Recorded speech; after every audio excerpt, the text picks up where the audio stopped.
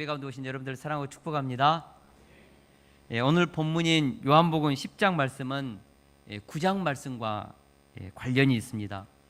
9장에서 예수님은 나면서부터 맹인이었던 그의 눈에 진흙에 침을 뱉어서 눈에 발라 실로암 연못에 씻어라 했을 때 그 나면서부터 맹인이었던 그 눈이 띄어졌습니다. 기적이 일어난 것이죠. 그런데 바리새인들은 예수님이 안식일에 일을 했다는 이유로 죄인 취급을 했습니다. 그들은 맹인이 눈을 떠서 빛을 보고 새 생명을 얻은 것에 대해서 조금도 관심이 없었습니다. 기뻐하지 않았습니다. 오히려 맹인에게 예수님을 죄인으로 낙인을 찍었으니까, 안식일법을 어겼으니까 너도 예수님을 죄인이라고 그렇게 받아들이고 고백하고 취급해라, 협박을 했습니다. 그러나 맹인은 끝까지 의리를 지켰습니다. 그가 죄인인지 알지 못하나 내가 한 가지 아는 것은 맹인으로 있다가 지금 보는 그것이니이다. 예수님은 의리를 지킨 이 맹인을 찾아와 주셨습니다. 여러분, 신앙생활에도요, 의리가 있어야 합니다. 인간관계만 의리 있는 것이 아니고 하나님도 의리를 무지 좋아하십니다. 우리가 우리 주님으로부터 받았던 이 은혜, 구원의 은혜, 측량할 수 없는 하나님의 이 사랑 앞에서 우리도 믿음의 의리를 지켜야죠. 어떤 세상의 손익분기점 앞에서 마음을 하나님 앞에 드리면서 예수님께 대해서 사랑 고백을 하면서 우리가 진리의 길을 가는 것이죠. 예수님은 맹인이 출교당했습니다. 이 맹인을 예수님이 직접 찾아오셔서 만나주시고 내가 인자를 믿느냐? 믿나이다. 내가 바로 그다. 맹인에게 눈만 띄워준 것이 아니라 영생까지도 선물해 주셨습니다. 그러면서 예수님은 맹인을 출교시킨 종교 지도자들에 대해서 너무 마음이 아팠습니다.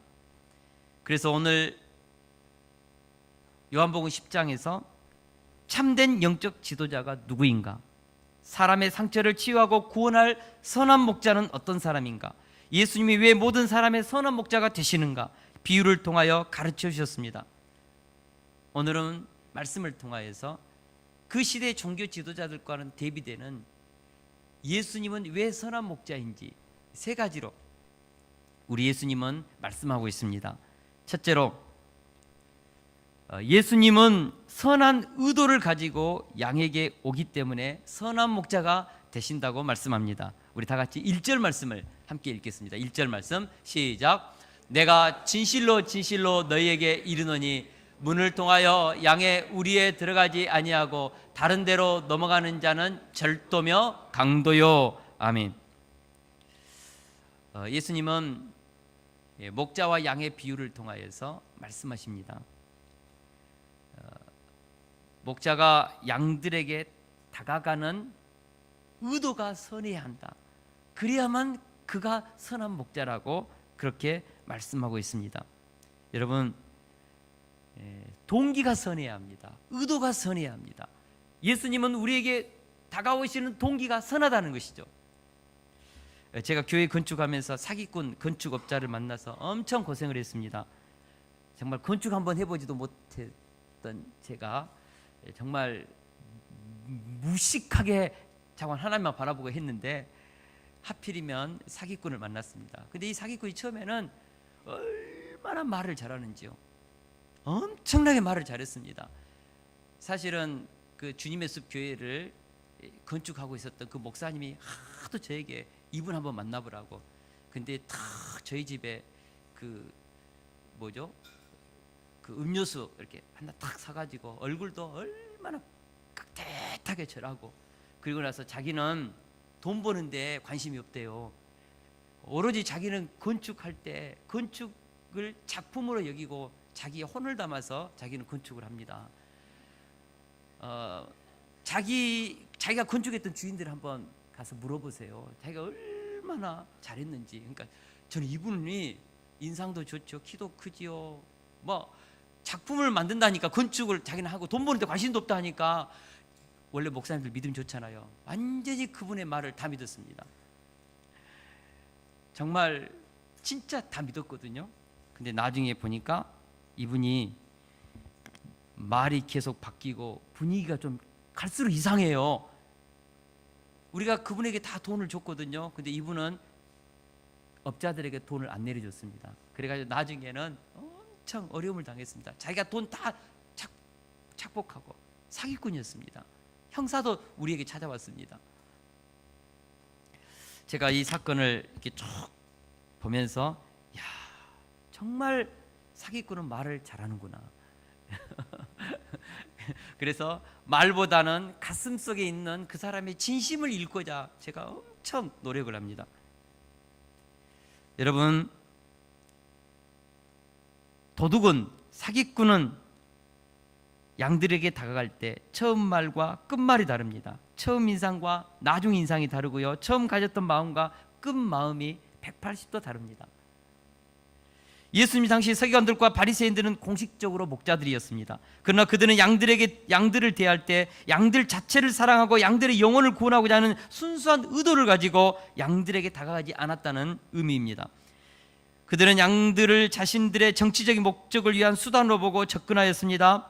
우리가 요한복음 8장과 9장에 보니까 8장에 보면 현장에서 가늠하다 붙잡힌 한 여인, 머리채를 잡고 질질 끌고 와서 모세의 율법에 이런 여자를 돌로 치라 명하였거니와 선생을 어떻게 말씀하겠나이까. 다시 말하면 예수님을 함정에 빠뜨리는데 현장에 가늠했던 한 여인을 이용한 거죠. 불쌍한 그 영혼을 어떻게 보면 예수님을 죽이는데 도구로 쓴 것이죠. 우리 예수님은 그 여인에게 말씀하셨습니다. 나도 너를 정죄하지 아니한다. 너희 중에 죄 없는 자가 먼저 돌로 치라. 그 여인을 보호하셨습니다. 이것이 사기꾼과 삭꾼과 선한 목자의 차이점입니다. 예수님은 다가가는 목적이 다릅니다. 예수님께서 안식일 날 뻔히 유대의 장로의 법을 어긴 줄 알면서도 흙을 이겨서 진흙을 이겨서 눈에 발라서 소경의 눈을 뜨게 해줬습니다. 여러분, 남에서부터 맹인이었던 소경의 눈을 떴을 때 어떻게 해야 됩니까? 종교 지도자들은 기뻐해야죠. 눈을 떴으니까. 그동안 어둡고 칙칙하고 아픔과 고통 속에 살았던 한 사람이 눈을 떠서 새로운 인생을 사니까 박수 쳐주고 꽃다발 해주고, 누가 너의 눈을 뜨게 해주냐? 그분한테 가서 감사하다고. 왜요? 한 영혼이 새 인생을 얻었으니까 기뻐해야죠. 근데 그들은 기뻐하지 않았습니다. 감사하지 않았습니다. 오히려 예수님의 인기가 높아가고 자기들의 인기는 낮아지니까 그 사람을, 예수님을 죄인으로 낙인 찍고 너도 예수님을 죄인이라고 몰아붙이면서 말 안 들으니까 그 맹인을 출교시키는 그런 짓을 했지요. 그들은 말로는 양들을 사랑한다, 양떼들에게 율법을 가르치고 말씀을 가르친다고 말하지만 실상은 양들을 이용해서 그들의 이속을 챙기는 도둑이요 강도요 절도였습니다. 선한 목자는 동기가 순수해야 합니다. 할렐루야. 양들에게 다가가는 의도가 선해야 합니다. 어찌하든지 생명을 살리기 위해서, 영혼을 구원하기 위해서, 양들의 행복을 위해서 다가가는 것입니다. 바로 우리 예수님이 그랬습니다.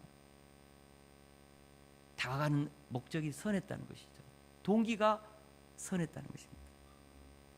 예수님은 자신이 세상에 온 목적을 이렇게 정의했습니다. 우리 같이 한번 마가복음 10장 45절 같이 읽습니다. 시작. 인자가 온 것은 섬김을 받으려 함이 아니라 도리어 섬기려 하고 자기 목숨을 많은 사람의 대속물로 주려 함이라. 아멘.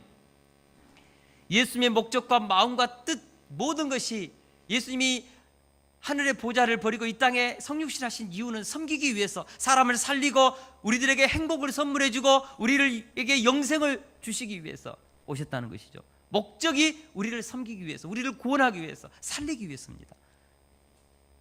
예수님은 오시는 동기가 선했습니다. 그래서 안식일에도 불구하고 소경된 자의 눈을 뜨게 해준 것이죠.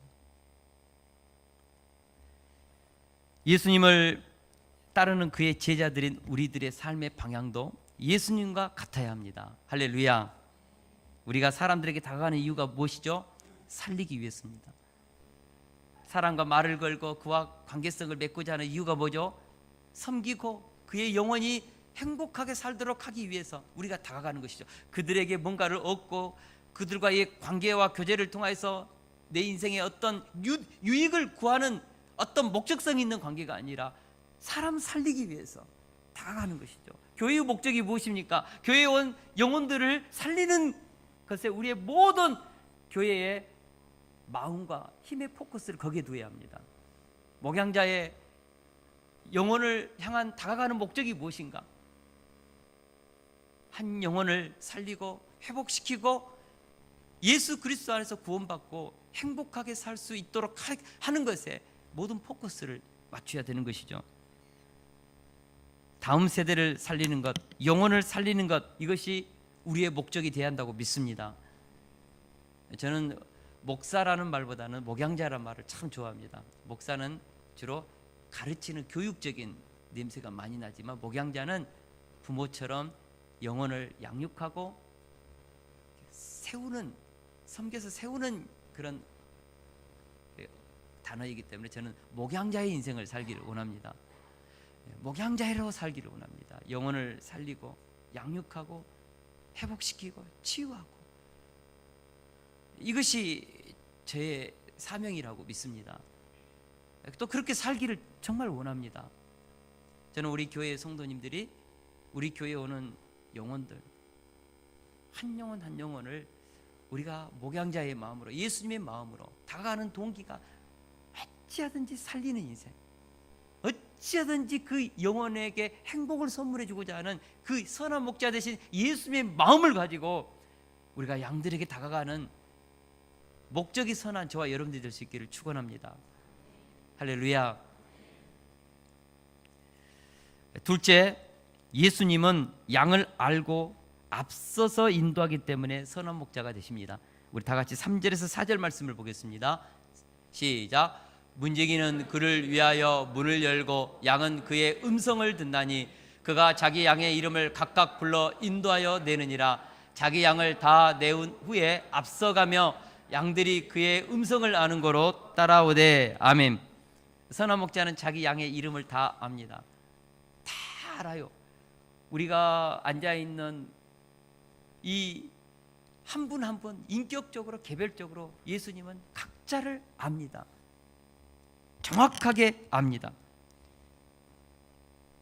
그리고 우리도 우리 예수님을 그렇게 아는 것이죠. 이것이 인격적인 관계입니다.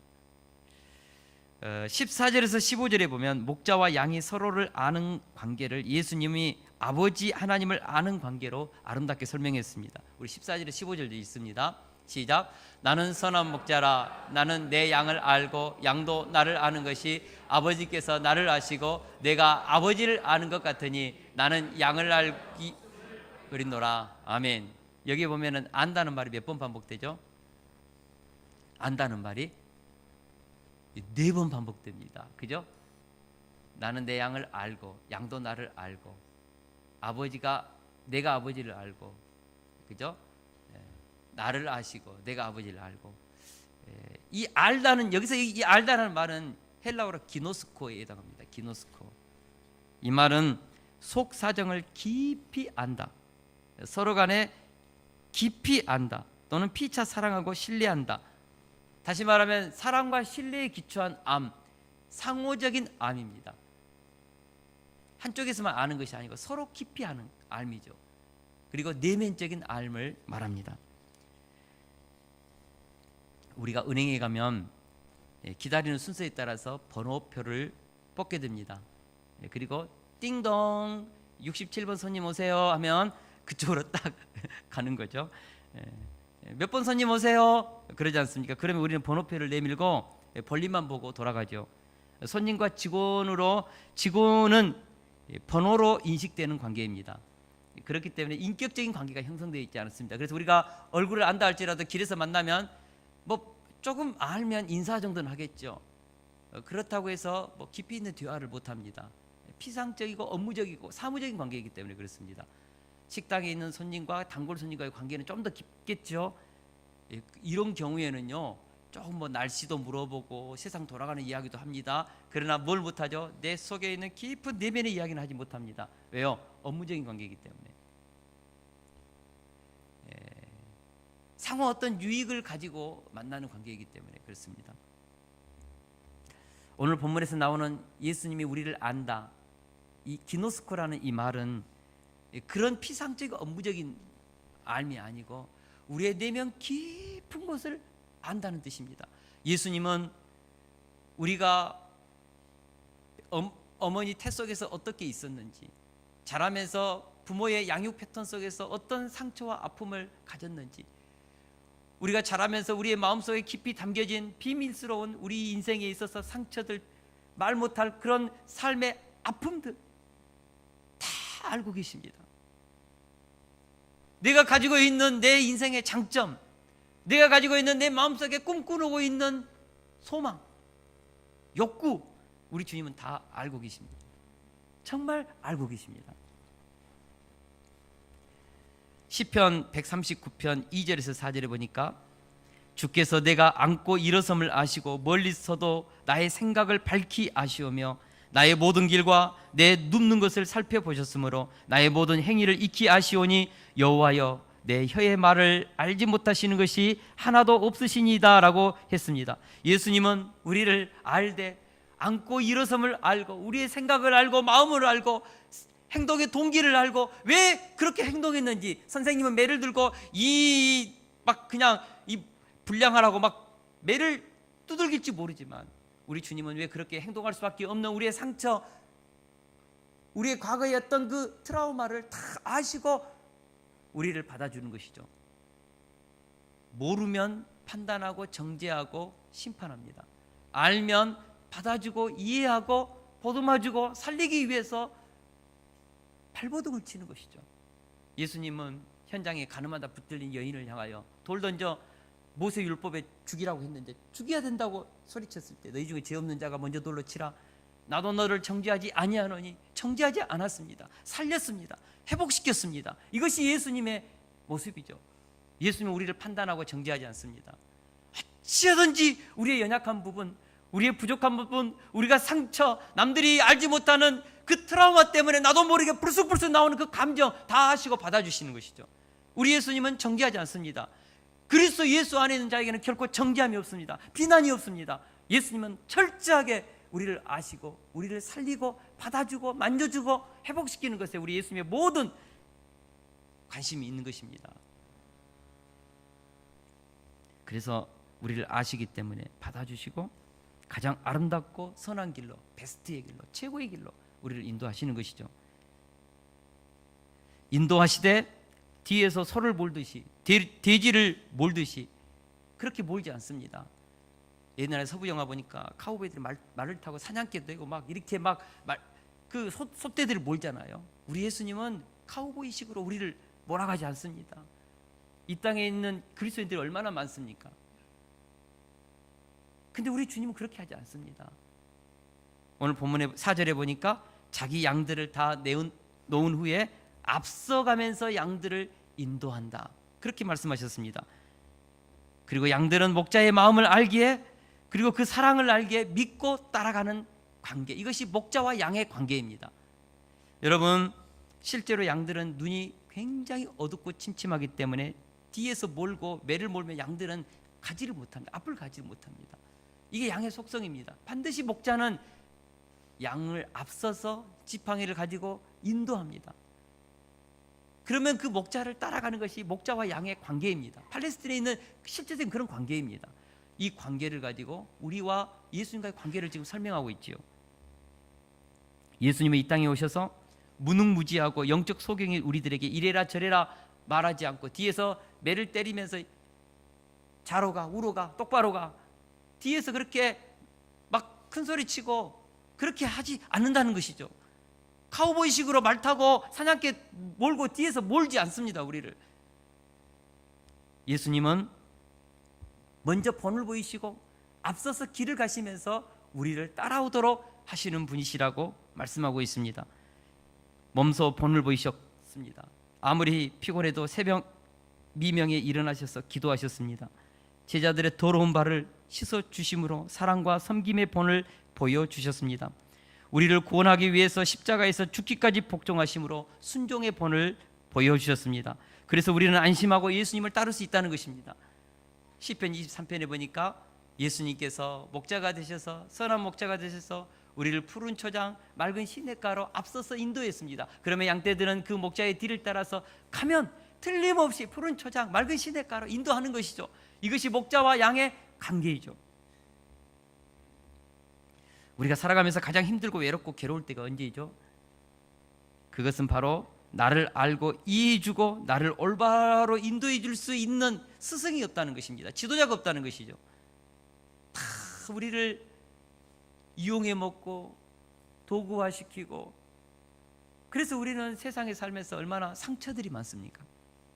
때로는 부모님도 나를 잘 알지 못할 때가 많습니다. 가장 가깝게 지내는 친구도 내 마음을 잘 몰라요. 때로는 부모도 뿐만 아니고 10년, 20년 함께 살아온 부부 사이에서도 서로 잘 모를 때가 너무나 많습니다.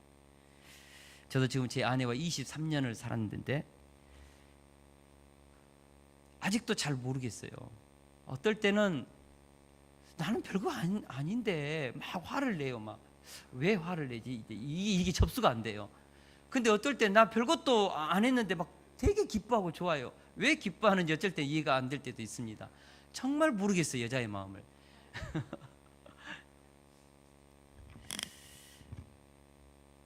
사실 가만히 생각하면 부부 사이도 서로 몰라요. 진짜 모릅니다. 부부 사이도 잘 모르는데, 부모도 내 마음을 잘 모르는데 사람이 어떻게 다른 사람의 속사정을 알 수 있겠는가? 몰라요. 근데 예수님은 우리의 마음을 아십니다. 정확하게 알고 계십니다. 우리의 상처 정확하게 알고 계십니다. 내가 왜 그렇게 행동하는지, 분내는지, 어떤 트라우마 때문에 그렇게 행동하는지 아십니다. 그래서 예수님은 아시기 때문에 판단하지 않습니다. 판단하지 않습니다. 그리고 우리를 받아주고 앞서서 인도하시면서 우리를 푸른 초장 맑은 시냇가로 인도하시는 분이시죠. 잠언서 16장 9절에 보니까 사람이 마음으로 자기 길을 계획할지라도 그 걸음을 인도하시는 이는 여호와시니라고 했습니다. 그러므로 우리는 나의 장래 문제, 직장 문제, 결혼 문제, 자녀 문제 다 우리 주님께 맡기고 따라갈 수 있습니다. 우리는 예수님을 신뢰할 수 있습니다. 성경을 읽을수록 내 인생을 인도하신 그 주님을 계속해서 다시 상기시켜 보면 틀림없습니다. 그리스도 안에 산다는 것은 황홀한 것이죠. 할렐루야. 주님이 앞서서 나를 최고의 길로 인도하실 것을 믿고 어렵고 힘들지만 말씀에 순종하여 나아갈 때 우리 주님께서 우리를 최고의 길로 인도해 주실 줄 믿습니다. 셋째로, 예수님은 양들을 위해 자신의 목숨을 버리시기 때문에 선한 목자이십니다. 우리 11절에서 12절을 같이 한번 읽겠습니다. 시작. 나는 선한 목자라. 선한 목자는 양들을 위하여 목숨을 버리거니와 삭구는 목자가 아니요 양도 제 양이 아니라 이리가 오는 것을 보면 양들을 버리고 달아나나니 이리가 양을 물어가고 또 해치느니라. 아멘. 그 사람이 선한 목자인가 삭군인가 하는 것은 평소에는 잘 구별되지 않습니다. 잘 구별이 안 돼요. 어쩔 때는 엄마가 진짜 의붓 엄마보다 더 심할 때가 있어요. 근데 언제 압니까? 언제 내 부모인 줄 압니까? 내가 어려움 당하고 정말 때로는 경찰서에 끌려가고 큰 병에 앓아서 내가 쓰러지면 진짜 나를 사랑하는 사람이 내 부모님이었다는 것을 그때서야 알아요. 평소에는 자기 친구를 막 더 막 하고 막 선생님 막 최고 하는데 한번 어려움 당해 보세요. 누가 진짜 끝까지 함께 하는가?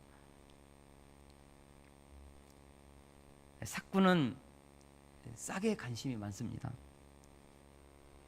그래서 위기가 닥치고 자기 목숨이 위태롭고 손익 분기점에 딱 다다르면 얼른 접습니다. 도망칩니다. 그러나 선한 목자의 특징은 위기가 오고 자기 생명이 위태로워도 끝까지 자기 양을 돌봅니다. 이것이 삭군과 선한 목자의 차이점입니다. 결정적인 차이점입니다. 선한 목자는 목숨을 걸고 이리와 싸워서 양들의 생명을 지킨다고 우리 주님께서 말씀하셨습니다. 어떤 분이 이런 말을 했습니다. 삭군과 선한 목자의 차이는 양을 좋아하는가와 사랑하는가의 차이이다. 동의하십니까? 고양이는 쥐를 좋아합니다. like. 좋아하죠. 우리는 아이스크림을 좋아합니다. like. 그러나 사랑하지는 않습니다. 우리는 고양이가 쥐를 위해서 너무 사랑해서 자기 목숨을 걸었다는 얘기를 들어본 적이 없습니다. 사랑에는 반드시 희생의 의미가 숨어 있기 때문입니다. 사도 바울은 고린도전서 13장 5절에 보니까 사랑은 자기 유익을 구하지 않는다고 했습니다. 자기 유익을 포기하고 기꺼이 희생과 손해를 감수하는 것이 바로 사랑인 것입니다. 그저 양을 귀엽게 여기고 좋아하는 정도가 아니라 희생을 무릅쓰고 사랑하는 자가 바로 선한 목자이십니다. 저는 우리 교회에 온 사람들을 우리가 그냥 like, 좋아하는 수준이 아니고 우리가 사랑하는 수준으로 우리가 성도들을 섬기고 대하고 영혼을 품고 세울 수 있기를 축원합니다. 좋아하는 것도 대단한 거죠. 왜냐 그러면 우리 처음 개척하고 나서 교회 개척하고 나서 새로운 성도님 왔는데도 힐끗힐끗 쳐다만 보고 인사도 않고 그래서 상처받은 사람이 무지 많아요. 우리 서재은 집사님이 예전에 개척 3년째인가 왔는데 아무도 인사도 않고 관심도 없더래요. 그래서 이 교회에 있어야 되나 말아야 되나. 나중에 이제 우리 정교인 수련회 때 다 와서 고백을 하는데 다 신앙이 열해가지고 다 외롭다, 다 그냥 막 상처가 많다. 그래서 그때서야 알았대요. 아, 이 교회가 이제 개척된 3년밖에 안 돼가지고 다 외롭고 상처가 많구나. 그래가지고 자기가 그때부터 이제 주인의식을 가지고 영혼을 섬기기 시작했다고 고백하는 것을 들었습니다. 여러분 인사하는 것도 교회 안에 좋은 거죠. 그러나 그 정도에서 끝나면 안 됩니다. 어느 수준까지요? 사랑하는 수준까지 가야 합니다. 영혼을 사랑하고 생명을 살리고 어찌하든지 예수님이 우리를 살렸던 것처럼 우리도 사람을 살리는 것에 우리 성도들이 마음을 쏟아야 합니다. 우리 한정식 우리 집사님 우리 교회 강주 여러 시내 교회도 다니다가 우리 교회에 정착을 했어요. 등록했는데 저기 계시는 분이십니다. 서울에서 이제 왔는데 이곳에 이제 발령받아서 왔는데 이분이 우리 교회에 왜 등록했는지 물어보니까 너무너무 성도들의 표정이 밝고 빛이 나고 조명빨이 아니고 진짜 성도들의 얼굴이 그렇게 밝더래요. 그래서 이렇게 밝은 성도들의 밝은 교회도 있구나 하고 우리 교회에 등록했다는 이 얘기를 제가 들었습니다. 우리 교회가 이제 많이 성숙해지고 그래서 이제는 참 밝고 성도들을 끌어안는 어느 정도 그런 품이 있는 것 같아요. 그러나 거기서 끝나면 안 됩니다. 어디까지 가야 됩니까? 사랑하는 수준, 영혼을 사랑하는 수준. 할렐루야. 그리고 그 사랑하기 때문에 희생하고 내 손익 분기점을 뛰어넘더라도 손해 볼 줄 아는 수준, 그 수준까지 가기를 축원합니다. 우리 예수님은 양들을 사랑하되 죽기까지 사랑하셨다고 말씀하고 있습니다. 사무엘상 17장에 보면 다윗이 골리앗과 싸우러 가기 전에 사울에게 자신의 목자 생활에 대해서 이렇게 고백했습니다.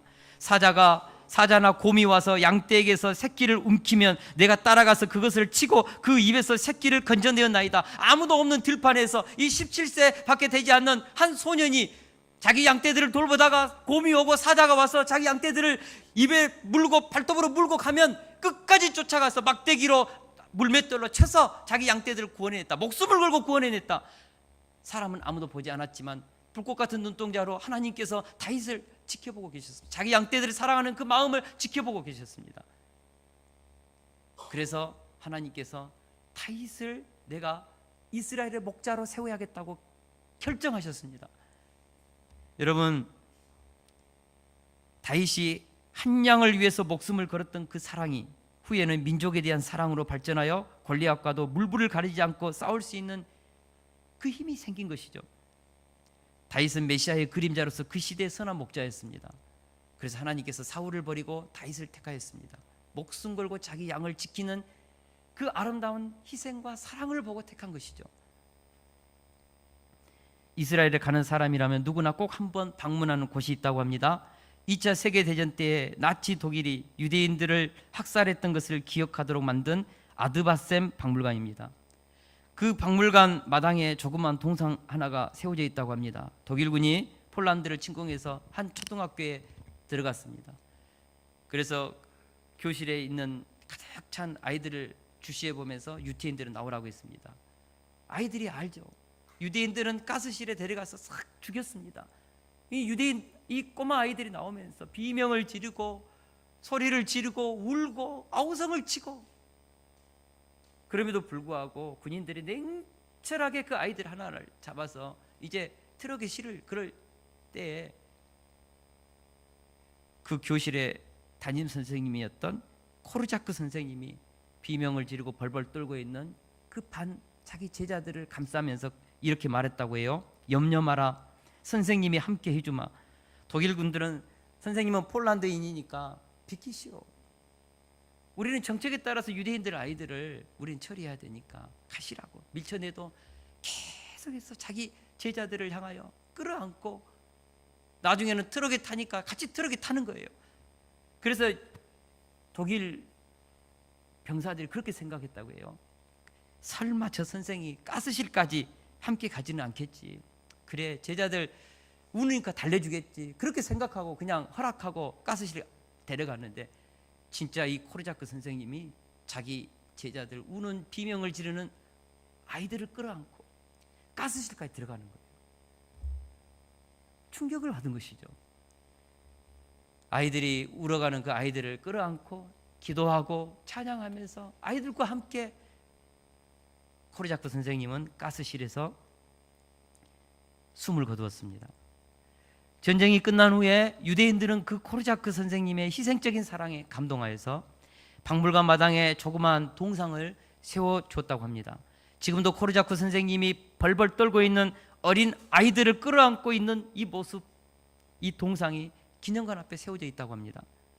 한번 꼭 가보고 싶은데, 그 선생님은 그 시대에 그 아이들에게 있어서 선한 목자였습니다. 자신은 유대인도 아니지만 자기가 가르친 학생을 위해서 기꺼이 목숨까지 바쳤던 것입니다.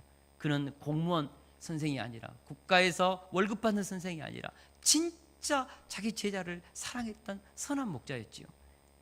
우리나라에서도 침몰하는 세월호 배에서 코르자크 선생님처럼 선한 목자의 삶을 살다가 그렇게 자기 제자들과 함께 숨져간 많은 선생님들이, 단원고 선생님들이 계십니다. 일반 담임이었던 윤이나 선생님은 자신의 반 학생 19명을 탈출시키고 자신은 충분히 구조될 수 있는 상황에서도 도와달라는 학생의 전화를 받고 내려갔다가 구명조끼 입지 않은 채 식당에서 발견되었습니다. 이반 전수영 선생님은 사고 직후 어머니와의 통화에서 아이들에게 구명복을 입혀야 한다면서 5층 객실에서 4층 객실로 내려갔다가 익사당하고, 이분도 동일하게 구명조끼를 입지 않은 채로 발견되었습니다. 제자들에게 준 것이죠. 최혜정 선생님은 사고가 나자 제자들에게 걱정하지 마, 너희들부터 나가고 선생님은 나중에 나갈게. 제자들을 구조시키다가 자신은 역시 구명조끼를 입지 않은 채 4층 객실에서 발견되었다고 증거하고 있습니다. 고창석 선생님은 사고 당일 이리저리 뛰어다니며 제자 한 명 한 명에게 구명복을 챙겨주고 빨리 배에서 탈출하라며 목이 터져라 외치다가 실종되었습니다. 이들은 다 자신의 제자들을 자신의 목숨처럼 사랑했던 우리 시대의 선한 목자들이죠. 오늘 본문의 10장 11절에서 18절까지 보면 예수님은 양들을 위해서 자신의 목숨을 버린다는 말씀을 4번이나 반복해서 말씀하고 있습니다. 사랑이란 게 무엇일까? 사랑은 사랑하는 자를 위해서 가장 소중한 것을 내어주는 것이죠. 억지로 어쩔 수 없어서 내주는 것이 아니라 기꺼이 기쁨으로 자기가 사랑하는 자들을 위해서 내주는 것이 사랑인 것입니다. 로마서 8장 32절에 보니까 하나님이 자기 아들을 아끼지 아니하시고 우리 모든 사람을 위하여 내어주셨다고 했습니다. 하나님께서 자기 아들을 아끼지 않고 우리를 위해서, 나를 위해서 내놓으셨다. 로마서 5장 8절에 보니까 우리가 아직 죄인 되었을 때 그리스도께서 우리를 위하여 죽으심으로 하나님께서 우리에게 대한 자기 사랑을 확증하셨느니라라고 말씀했습니다. 예수님은 하늘의 그 영광스러운 아들로서 보좌에 앉으셨지만 하나님과 동등됨을 취할 것을 여기지 아니하시고 종의 몸으로 성육신하셔서 우리를 위해서 십자가에 매 달리기 위해서, 죽기 위해서 이 땅에 오셨고 진짜 자신의 생명을 내놓으셨다고 성경은 증언하고 있습니다. 우리는 선한 목자 되신 예수님 때문에 죄와 사망의 권세에서 해방되었습니다. 우리는 주님으로부터 받은 이 사랑을 날마다 기억하면서 살아야 한다고 믿습니다. 우리 하나님께 의리를 지키는 것이죠. 아들까지 아끼지 않고 우리에게 독생자를 내주었습니다. 우리가 이 사랑을 가지고 지금 살고 있습니다. 이 사랑 때문에 살았습니다. 그렇다면 우리도 우리 이웃들에게 선한 목자 되신 예수님을 우리도 따라가는 것이 제자들의 삶의 자세라고 믿습니다. 아무든지 나를 따라오려거든 자기를 부인하고 자기 십자가를 지고 나를 따라오라. 우리가 정말 예수님의 제자라면 우리가 예수님과 같이 그 길을 갈 수 있어야 한다고 믿습니다. 우리도 이 생명 바쳐서 나를 살리신 그 사랑을 실천하면서 내 이웃들에게 희생이 담긴 사랑을 줄 수 있어야 한다고 믿습니다. 저는 목회자로서 우리 주님이 보이신 선한 목자의 삶을 구현해내기를 기도합니다.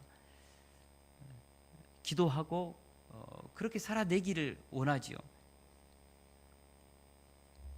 영혼을 살리고 다음 세대를 살리는 일에 희생하는 사랑의 본을 보이기를 원합니다. 제가 교회를 개척하면서 우리 교회에 자녀들이 많지 않습니까? 건축하고 나서 아이들이 이 건물에 펜으로 끄든 뭐 찢든 말든 이것에 대해서 눈을 감기로 결단을 했거든요. 결단을 했습니다. 그래서 뭐 교회가 뭐 이렇게 부서지든 말든 이것에 대해서 눈을 꼭 감고 그냥 마음을 그렇게 다 비웠거든요. 그래서 애들을 전혀 그런 것 때문에 책망하지 않았습니다. 그러면서 제가 요즘에 마음속에 한 가지 더 결단합니다. 우리 아이들을 진짜 사랑하고 존경하는 마음으로 대해야겠다. 어제 이 말씀을 묵상하면서 우리 아이들에 대해서 다시 한번 생각해봐. 나는 다음 세대를 위해서, 우리가 다음 세대를 위해서 섬기고 세우자 하는데 나는 어느 수준까지 다음 세대를 향하여 아이들을 바라보고 있는가? 아이들은 우리의 눈동자를 알고 있겠죠. 좋아하는가 사랑하는가, 진짜 사랑하는가 알고 있겠죠. 우리 아이들의 인생이 앞으로 시대를 바꿀 다윗이요, 에스더요, 모세요, 요셉과 같은 그 아이들이 지금 자라고 있거든요. 이 아이들의 숨겨진 그 아이들의 한 사람의 그 영혼 속에, 인생 속에 앞으로 이 시대 속에 행하실 어마어마한 우리 하나님의 하실 일이 들어있습니다. 그래서 우리 아이들 함부로 판단하지 말자. 작다고 무시하지 말자. 아장아장한다고 쬐깐하다고 꿈밥 먹이지 말고 그냥 최고로 존중하면서 아이들의 영혼을 존귀 여기면서 대해야겠다. 그런 마음을 이제 어제 다시 한번 가졌는데, 우리 성도님들도 다음 세대 우리 아이들을 향하는 마음을, 선한 목자의 마음을 가지고 다음 세대뿐만 이 세대들을 위해서 우리가 어떤 희생을 지불할 것인가, 다음 세대를 세우기 위해서 어떤 희생을 우리가 지불할 것인가. 나는, 우리 성도들은, 이 교회는 그런 마음을 가지고 다음 세대를 향하여 묵상해 보았습니다. 우리가 살아도 주를 위해, 죽어도 주를 위해, 사나 죽으나 하나님의 이름과 그 영광을 위해, 사나 죽으나 하나님의 구속사를 위해 저희 여러분들 그렇게 갈 수 있기를 축원합니다. 왜요? 예수님 우리에게 자기 생명을 주기까지 사랑했으니까, 살렸으니까. 우리도 이 하나님의 생명을, 희생적인 사랑을 플로잉해야죠. 흘러보내야죠. 결론적으로 선한 목자 되신 예수님만이 우리를 구원할 수 있는 유일한 문이 되십니다. 우리 7절을 같이 한번 읽겠습니다. 시작. 내가 진실로 진실로 너희에게 말하노니 나는 양의 문이라. 10장 9절. 내가 문이니 누구든지 나로 말미암아 들어가면 구원을 받고 또는 들어가며 나오며 꼴을 얻으리라. 예수님은 자신을 가리켜서 나는 구원의 문이다라고 했습니다. 나로 말미암아 들어가면 구원을 받고, 예수님은 구원의 문입니다. 예수님 안으로 들어가면 우리는 구원을 받습니다. 들어가면 나오면 꼴을 얻습니다. 생명의 꼴, 행복의 꼴, 우리 인생에 필요한 모든 능력의 꼴을 얻습니다. 여러분, 예수님이 구원의 문이십니다. 예수님께 들어가면 영생 얻습니다. 천국 누릴 수 있습니다. 다른 분들은 들어가면 망합니다. 세상에는요, 수많은 분들이 있어가지고 우리를 손짓합니다. 돈의 문, 이곳에 오면은 당신의 인생을 책임지겠다. 돈 버십시오. 돈이 인생의 최고입니다. 돈이 인생을 구원할 것입니다. 쾌락의 문, 우리에게 정말 달콤한 유혹을 하면 오라고, 이쪽으로 들어오면은 우리의 육신의 만족을 얻을 수 있다고. 여러분, 학문의 문, 지성의 문도 우리를 부릅니다. 지식을 가지면 우리가 명예를 얻을 수 있다고, 존경받을 수 있다고 수많은 분들이 우리를 손짓하지요. 그러나 그 문에 들어가면 나름대로 어떤 자극적인 것이 있을지 모르겠지만 우리의 영혼을 죄와 사망의 권세에서 우리를 건져내는 구원의 문은 아닌 것입니다. 우리 예수님께서 말씀하셨습니다. 내가 문이다. 다시 말하면 예수님이 유일한 구원의 문이라는 것입니다. 내가 곧 길이요 진리요 생명이니 나로 말미암지 않고는 아버지께로 올 자가 없다고 했습니다. 우리 예수님께서 다른 이로서는 구원을 받을 수 없나니 천하 사람 중에 구원을 받을 만한 다른 이름을 우리에게 주신 일이 없다고 했습니다. 그래서 우리가 예수님의 구원의 문 대신 예수님 안으로 들어가면 들고 날면서 인생의 황홀한 생명의 꼴, 행복의 꼴 얻을 수 있습니다. 제가 이 말씀을 묵상하면서 제 신앙을 다시 한번 돌아봤습니다. 제가 87년에 예수님을 12월 달에 진짜 만났어요. 인격적으로 만났는데 올해로 말하면 제가 신앙생활 30년째거든요. 한번 기억을 더듬어서 돌아봤는데 예수님을 만나고 나서 내 인생은 어땠는가? 가만히 생각해보니까 너무너무 풍성하고 부유했구나. 어렵고 힘들 때도 있었습니다. 실패할 때도 있었습니다. 제가 전도사 시절 때 10년 동안 UBF 생활하고 강주로 올 때 제가 4시간 동안 울고 왔거든요. 죽을 것 같았습니다. 신학대학원 들어가서 공부하면서 전도사 하면서 모든이 교회 3년 동안 있었는데 2년 동안을 30만 원 받았는데 그때 건축원금 한다고 200만 원 드리고 20만 원 떼면서 10만 원으로 거의 2년 동안 산 것 같아요. 때로는 그 학교 다니면서 정신 굶을 때도 있었죠. 근데 가만히 생각해 보니까 그 트럭 1톤 트럭 그 중고 고물 트럭 몰고 다니면서 여름방학 때는 시골에 있는 배 팔고 농산물 팔고 그랬는데 그때 어땠을까? 행복했었습니다. 힘들 때도 있었지만은 미래가 기대가 되는 거예요. 민족복음화 세계선교 다음 세대를 살리고자 하는 꿈과 비전이 있었기 때문에 40대를 준비하고 50대를 준비한다는 인생의 목표가 있었기 때문에 기대가 되었습니다. 어렵고 힘들 때 포기하는 마음 한 번도 없었습니다. 쓰러질 때 포기하는 마음 없었습니다. 우리 주님께서 나를 통하여서 쓰실 것이다. 이 길 끝에는 승리가 있고 이 길 끝에는 우리 주님이 나에게 줄 영광이 있다. 그러면서 단 한 번도 절망하지는 않았습니다. 기대감이 있었습니다. 소망이 있었습니다. 비전이 있었습니다. 우리가 예수 그리스도 안에 있는 사람들의 특징이 뭘까? 어렵고 힘들지만 우리는 최후 승리를 믿습니다. 육신의 연약함 속에 있지만 우리는 부활을 믿습니다. 이 땅에서 우리가 비록 때로는 연약하고 부족하게 살아가지만 우리는 하나님 나라를 상속하는 상속자들입니다. 우리의 정체성입니다. 이것을 가지고 살아가는 그리스도인들은 그리스도 안에서 황홀한 인생을 사는 것이죠. 제가 30년 예수 그리스도 안에서 살았던 내 삶을 정리해 보면서 황홀하구나. 그리고 지금 사는 이 삶도 황홀하구나. 산다는 것은 너무너무 그리스도 안에 산다는 것은 행복한 것이구나. 저에게만 그런 것이 아니고 진짜 예수 그리스도 안에서 구원의 문 대신 예수 그리스도를 들고 날면서 모든 사람이 고백하는 것은 황홀하고 행복하고 구원이 있는 미래가 기대가 되고 소망과 희망이 넘치는 삶이죠. 제가 50이 넘어서 이제 갱년기에 들어가니까 저녁에 잠이 잘 안 오거든요. 그런다 할지라도 너무너무 미래가 기대가 돼요. 저도 갱년기 이제 산다는 것은 이가 흔들리고 머리가 빠지고 우리의 삶이 얼굴이 쭈글쭈글해지고 해도 그리스도 안에 있다는 것은 행복한 것이죠. 우리의 끝은 틀림없습니다. 목자는 우리를 어디로 인도합니까? 푸른 초장 맑은 시냇가로 인도합니다. 우리 예수님은 우리를 푸른 초장 맑은 시냇가, 눈 떠보면 우리 끝은 하나님의 나라요 영생이요 하나님 우리에게 주시는 놀라운 승리인 줄 믿습니다. 우리가 이 예수님을, 구원의 문 되신 예수님을 따라갑시다. 믿고 따라갑시다. 그분은 선한 목자가 되시기 때문입니다. 우리를 위해서 목숨을 버리셨기 때문입니다. 할렐루야. 우리 찬양하고 같이 기도하는 시간 갖겠습니다.